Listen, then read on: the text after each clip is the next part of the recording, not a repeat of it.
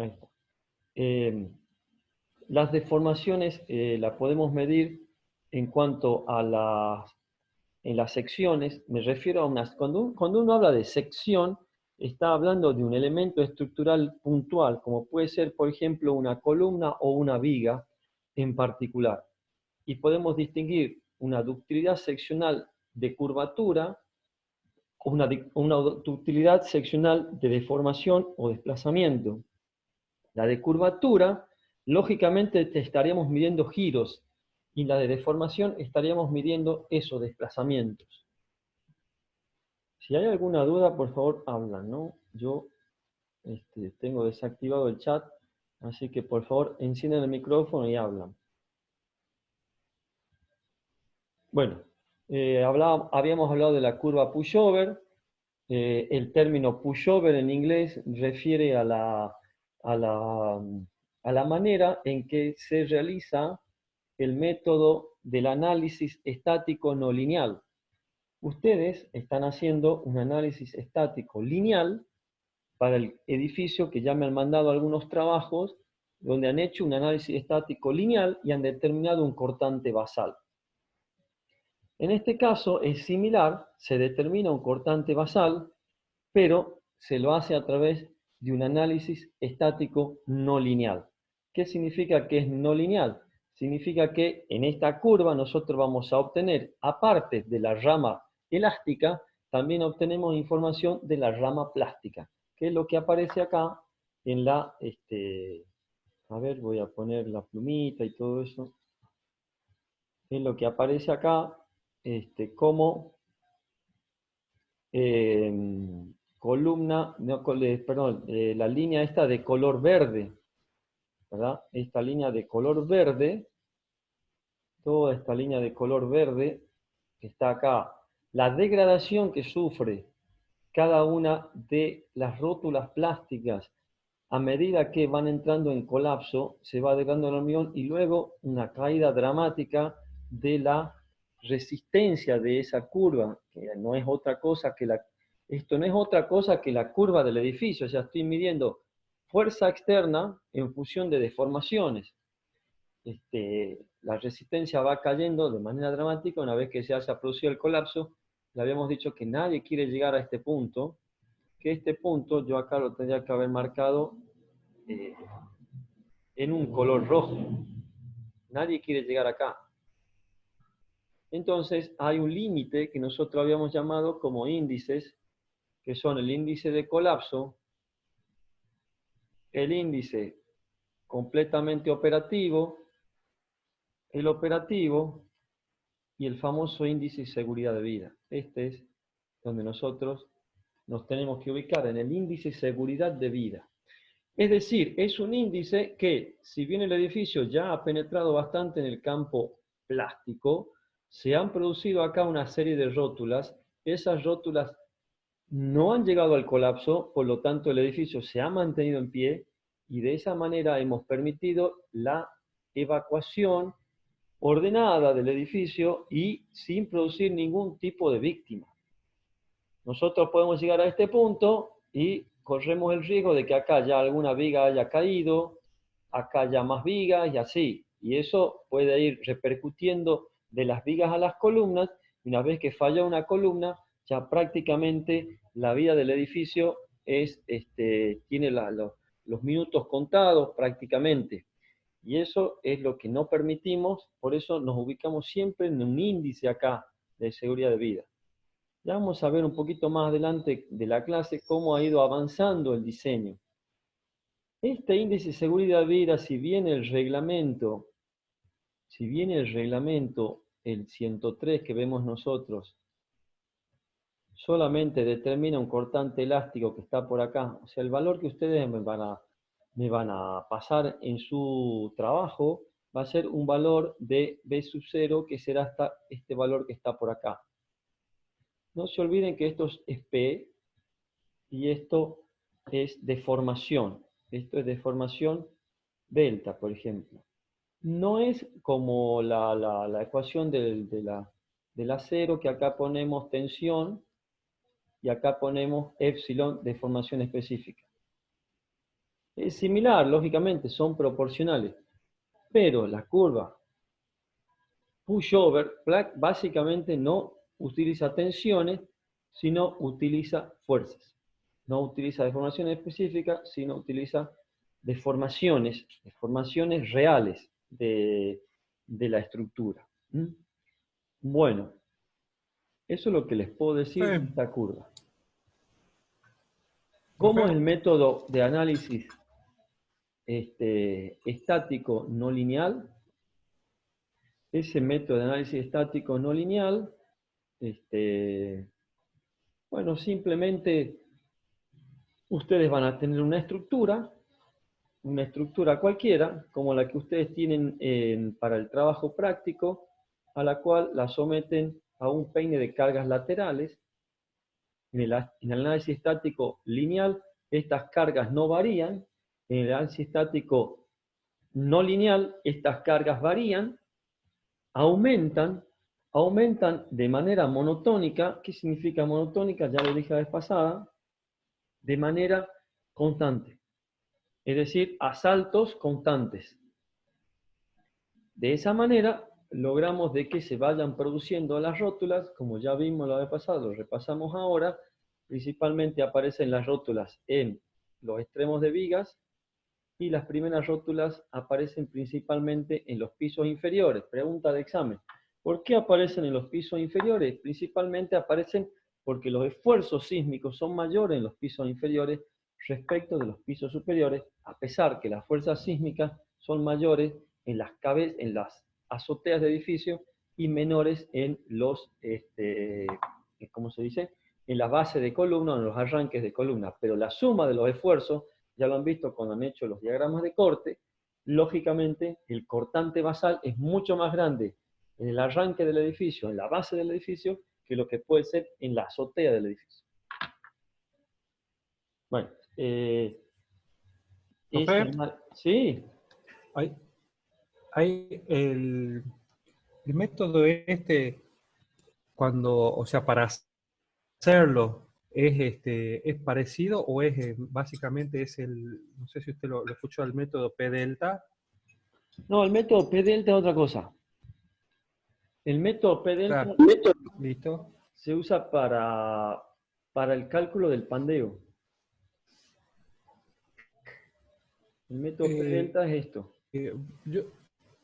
Porque yo recuerdo que lo usábamos así para hacer justamente esto. Poníamos, aplicábamos una carga, como usted dice, que va creciendo y vamos encontrando las rótulas en los distintos lugares de las estructuras, por supuesto con un programa, ¿no? Y, sí, pero el P delta es esto, va viendo esto, pero no. Es la fuerza por el desplazamiento, pero el desplazamiento que se produce en el plano lateral del elemento, no en el plano vertical. Para eso se usa el P delta. No lo vemos acá el P delta porque ya es demasiado, pero es un método de cálculo de segundo orden para tener en cuenta el pandeo en las estructuras. Pero no sé si le queréis llamar a este P delta, le podéis llamar, pero este es pushover. El P delta es es para, como te digo, para la determinación de cuando una estructura tiene derivas. Derivas serían falsos plomos, es decir, cuando el edificio no mantiene una misma línea desde la parte superior a la parte inferior. Ese es el P delta. Pero bueno, no sé cómo Perfecto. lo usaste. Eso lo podríamos ver después. Perfecto. Está bien, profe, momento, gracias. pero bueno, yo también lo usé casualmente para el edificio que les comento de la Avenida Perón. Ese edificio tenía unas derivas de 10 centímetros y bueno, utilizando el método P delta, te calcula, te tiene en cuenta los efectos que puede tener los desplazamientos en el plano lateral que puede tener el edificio, te los tiene en cuenta. Por esto induce momentos de segundo orden. Ten en cuenta que vos acá, la carga no está actuando en el eje de la viga, sino está actuando acá. Entonces vos tenés un momento acá de segundo orden que vale P por delta. ¿Sí? ¿Se entiende eso? Si yo tengo la columna acá, pero la columna está desviada una cierta cantidad y la carga, lógicamente, está actuando acá, no acá. Por lo tanto, en este punto, yo voy a tener un momentito que es igual a la cupla de la carga P multiplicada por delta. Esto, si vos vas sumando cada uno de los pisos, induce una serie de momentos y hay que tenerlo en cuenta a la hora de, para sumarlo a los momentos gravitatorios y sísmicos. Pero no tiene nada que ver con el sismo el P delta, ¿no? En cambio, el pushover sí tiene que ver con el sismo porque son cargas laterales. Bueno, lo vemos en otra oportunidad, Javier, si te parece. La ductilidad de No, no, no, desplazamiento. está perfecto, perfecto. Sí, sí, lo vemos, pero es así. Es como, no es que tenga la última palabra, pero más o menos he trabajado y la experiencia me dice que es así. La ductilidad de desplazamiento, ductilidad global, bueno, se la evalúa a nivel de una sección o de algún elemento del pórtico y la podemos hacer como ductilidad global, ¿verdad? O ductilidad seccional. En el caso de la ductilidad global, las podemos evaluar como el desplazamiento de la azotea del edificio. Ahí dice cómo se le evalúa, casualmente con la curva pushover, para el peine lateral de carga, expresando siempre en las ordenadas del cortante basal y el desplazamiento del último piso del edificio. Entonces, ¿nosotros qué hacemos?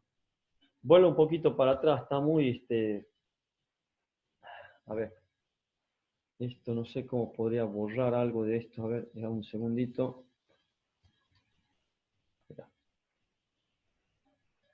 ¿Cómo mido la ductilidad? Para que a usted le quede claro, porque por ahí digo, ¿qué es la ductilidad? Y no sabemos bien qué es. No ha quedado clara, entonces va a quedar claro acá. Va a quedar claro. Ustedes, lo que tengan duda, por favor, lo hablan, no hay ningún problema. Yo voy a tener una deformación que la voy a medir acá abajo. Vos fíjate que yo acá puedo medir la deformación. Esto está por día a la -3. Es decir, que acá estamos hablando de una deformación de, habría que ver, esto no recuerdo bien en qué está, si estaba en milímetros, en metro, bueno. Si esto estuviera, por ejemplo, en centímetros o metros, podría medir perfectamente acá y tengo que multiplicar por 10 a la -3. Entonces, vamos a suponer que yo puedo medir esta deformación y que sea, vamos a ponerle un valor cómodo, 25 centímetros, es decir, el edificio se me deforma en la azotea, en el punto final, se me deforma 25 centímetros. Que a usted le puede parecer poco, le puede parecer mucho, es una cantidad interesante, se los digo, ¿no? Que se deforma 25 centímetros. Puede llegar a deformarse más también. Con 25 centímetros es prácticamente, todavía queda en pie el edificio. Y acá el desplazamiento o la deformación de fluencia llega a ser aproximadamente 6 centímetros. Para que tengamos, usemos estos valores acá. Acá dice 300, entonces ponemos 30 acá. 30, voy a borrar, vamos a poner 30. Vamos a usar los valores que dice ahí la tabla, que son valores correctos y acordes. 30. Pregunta, ¿cómo mido la ductilidad de desplazamiento? Eso lo sabíamos de la clase pasada. Pregunta, venga, chicos y chicas. A ver, ¿puedo preguntar? ¿Se animan a contestar? A ver, Orellana Damián, que poco te veo y te conozco. ¿Puedes contestarme si no estás conectado, lo que sea, no sé? Tengo 10 minutitos más y nos reenganchamos. A ver, Luis Maciel, ¿me podés contestar? No. Juan, Jacob, ¿quién me puede contestar? Danilo, La energía de deformación. Jacob,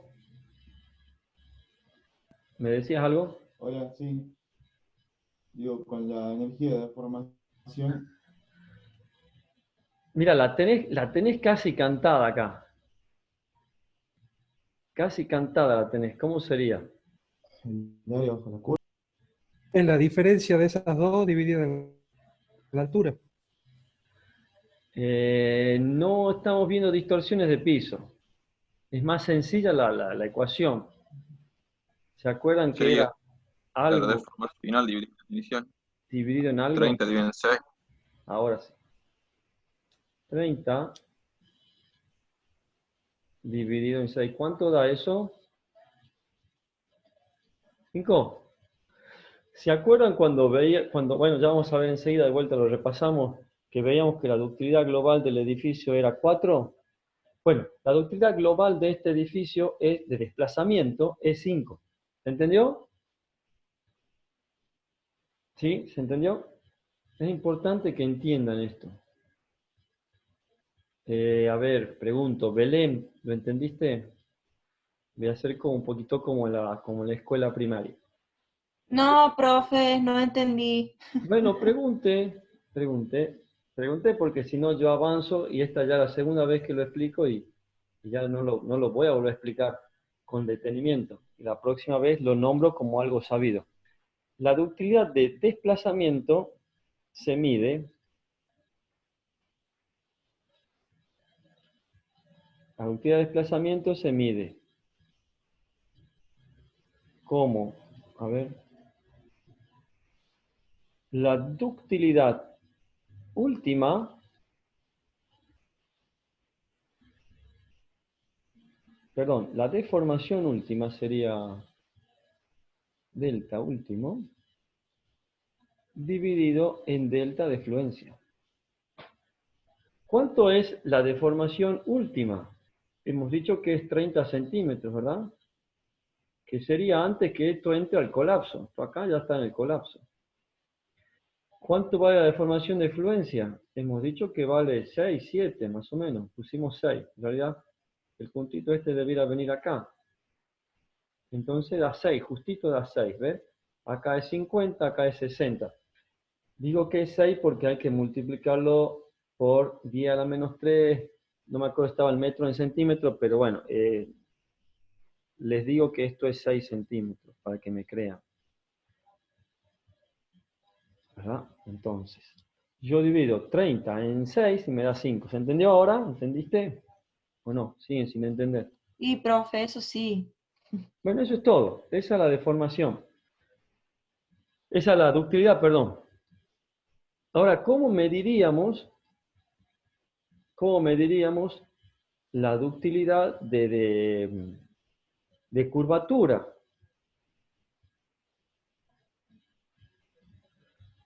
¿Alguien sabe? ¿Alguien me puede decir cómo mediríamos la ductilidad de curvatura?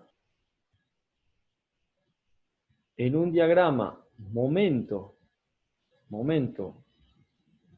versus giros, voy a tener un diagrama similar, donde voy a tener un giro último y donde voy a tener un giro de fluencia. Giro de fluencia. ¿Cómo mediría la ductilidad de curvatura? Como el giro último dividido en el giro de fluencia. ¿En qué se miden los giros? En radianes. Entonces yo divido el radián de la deformación última y el radián de la deformación de fluencia en la curva momento-curvatura y puedo obtener la ductilidad de curvatura. Entendido esto, puedo seguir avanzando. Y si no, lo vuelvo a repetir. No hay ningún problema. Ustedes me dirán. Como no les veo las caras, como no sé qué carita ponen, es difícil saber si lo entienden o no. Ese es el problema de las videoconferencias.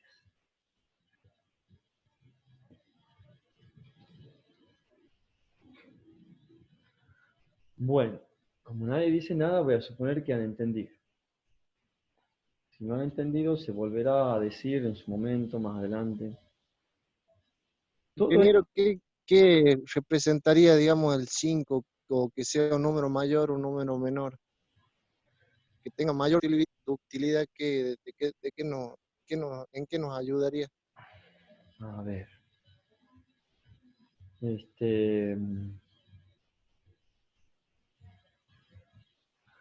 No sé si hiciste el trabajo práctico, si tuviste oportunidad de hacer y calcular el coeficiente sísmico. Coeficiente sísmico, no sé si me deja escribir acá. Coeficiente sísmico es igual al gamma R multiplicado por el SA, que sale del espectro, dividido en R. El R, anteriormente, en el antiguo reglamento, era la ductilidad. ¿En qué te beneficia a vos de que este valor sea mayor? Ustedes están tomando, para este cálculo, 7. ¿En qué crees vos que te beneficia? Aquí matemáticamente lo podés analizar y podés contestar tu pregunta.